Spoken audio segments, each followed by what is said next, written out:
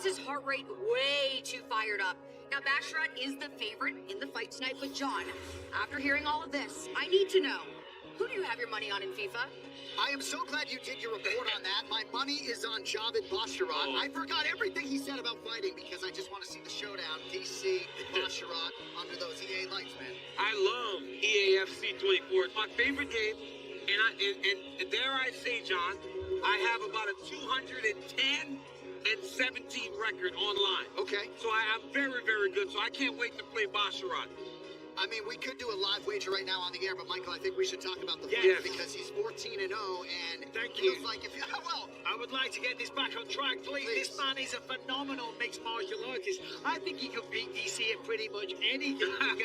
What we've seen from this man, perfection so far, 14-0. The man can do it everywhere. Going up against Aiemann Zahabi, he expects this to be the performance where people really start to take notice of him, to where people start to then put him in those conversations, get on the bigger fights, get on the pay-per-views and all the rest of it. Listen, as I said, he's got no weak areas. The man can wrestle, high-level jiu-jitsu, good on the feet, and he's got a tremendous corner. He's got Jake Shields typically in the corner, so look for all of the groundwork that he's done in the past to be even better and compounded. You know what I love about this guy? The way his teammates just glow about him. Yep. They speak so highly of him and his brother, and he said part of the reason is that they're always available. He goes, we don't turn anyone down. If somebody needs a training session, somebody needs a sparring, we always make ourselves available to make sure that we're helping so that when we need people, they're more than willing to help us. This kid seems to have the future at his fingertips. Dewey Cooper not in the corner. He's in Saudi Arabia with Francis Ngannou, so his nephew David Hayes alongside tonight.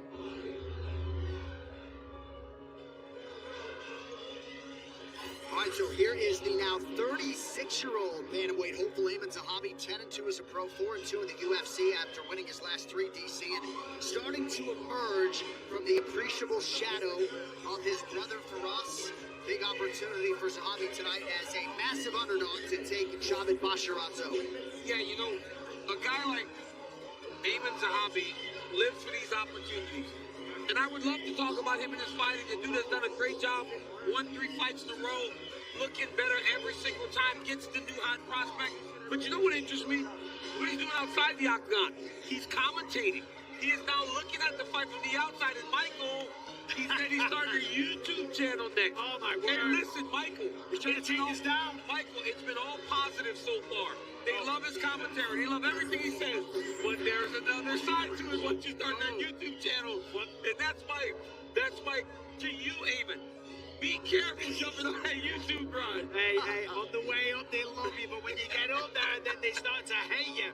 Fortunately, we're not here to talk about that. This man, Aiemann Zahabi, of course, the brother of the legendary coach Faraz Zahabi, a man that coached George St. Pierre, as well as so many other world-class athletes. But now, this man has found his groove, found his stride, more importantly, found his power, knocking people out. Basharat's got to be careful throwing kicks because 2 out of his last 3 fights, Zahabi has caught the kick, thrown a vicious right hand, and knocked out his opponent. So when you do that, you really start to believe in the power. Well, and as I said earlier, this, as a prelim fight, really speaks to the depth of our main card coming up at 4 p.m. Eastern Standard Time. All right, here's your tail of the tape for the bantamweights. Aiemann Zahabi, a plus 525 dog tonight. He's 36. Javid Basharat, 28. Basharat with an inch in height. Both fighters successfully making weight here on Friday. Half an inch in reach for the Afghanistan-born Javid Basharat. All right, now for the intros, here's Joe Martinez. And now, ladies and gentlemen, here we go with our next fight tonight. 3 rounds in the UFC Bantamweight division. Introducing to you first, fighting out of the blue corner. This mixed martial artist stands 5 feet 9 inches tall. Weighing in officially 136 pounds, his record stands at 14 victories, no defeats, with 1 no contest. Here's the unbeaten bantamweight fighting out of London, England, by way of Paktia, Afghanistan, the Snow Leopard, Javid Basharat!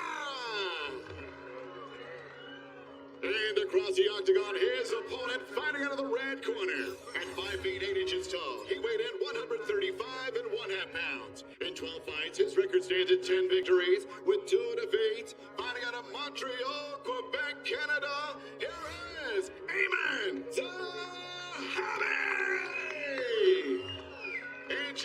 in charge, Chris Tognoni. Chris Tognoni, our referee for this one, came over to congratulate DC on the Gilroy High School wrestling success tonight. The beautiful Red De La Cruz with us. Gosh, you can hear a pin drop right now. I'm not used to these 8-night shows. Javid Basharat in the white trunks tonight, putting his 14-0 record on the line against the 10-2 Aiemann Zahabi, who counters in red. So Basharat said that Zahabi has a low output because he's afraid of getting tired. So let's keep an eye out for that one. And then on the flip side, Zahabi, as we said, Faraz Zahabi, the legendary team that they have, they've always been good and they were known for coming up with the best game plans. So let's see what Zahabi's approach is, what the game plan ultimately will be. Basharat told us on Wednesday he was expectant of a defensive game plan from Aiemann Zahabi, especially early on. Nice check from Basharat there. Basharat, very thoughtful in our fighter meeting. One of the quotes I wrote down, I'm in your face, but I'm not. Always training, always working on being a 5-tool player in MMA. Yeah, DC mentioned it before. Being here in Vegas, there's always somebody getting ready for a fight. So you got to help out your training partners. But look at that swing from Zahabi. I mean, he missed. He almost fell over. He put that much power into it. John, you spoke about his pressure, but it's his presence, right? He tries to fatigue you with his presence by being in your face, measured, not really taking any chances. Because if he was reckless there, Zahabi would have landed that overhand right that he just threw.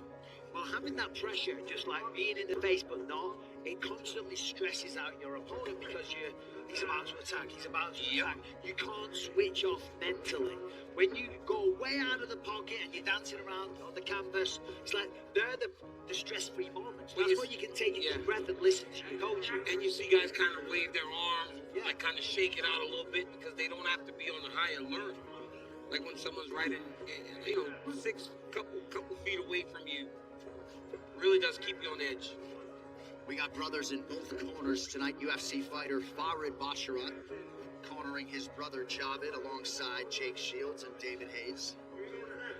And these Basharat brothers, not just great fighters, great training partners, but bet on themselves. Right before competing on the Contender Series, they leased an apartment for a year because he was so convicted in his belief that he would win that fight. And the rest, of course, to this point has been history. Yeah, came to Las Vegas with nothing, essentially. Started off living in the car. Was working out. Zahabi had his video game. Yeah. Zahabi needs to tighten it up a little bit. Right now, he's very wide with his strikes. He needs to straighten them up. Trust in the idea that if he can get his hands on this kid, he can put him out. They don't need to force anything. They've both got the same advantage, though. I was going to say for Basharat, I mean, how valuable is that? Yeah. Having your blood brother, who's also a fighter, who's also undefeated, going through this journey with you. Talk about emotional and physical support in terms of